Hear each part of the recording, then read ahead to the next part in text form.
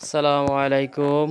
দেশ ও প্রবাস যারা ভিডিওটা দেখছেন, আপনারা দেখেন এই যে কারেন্ট না থাকলে গোয়ালঘরের কি হালাত, আপনাদের সাথে ভিডিওটা শেয়ার করলাম।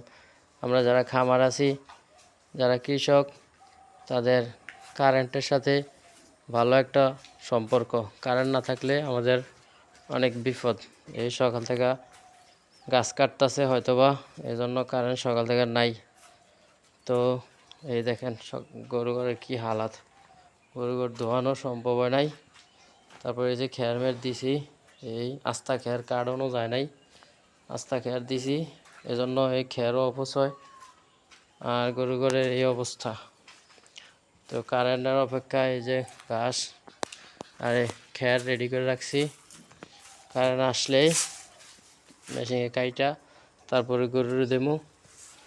তো বিশেষ করে আপনাদেরকে দেখানোর উদ্দেশ্য হয়েছে এটা, যে কারেন্ট না থাকলে যে আমাকে কি বিপদ দেখেন, এই অবস্থা।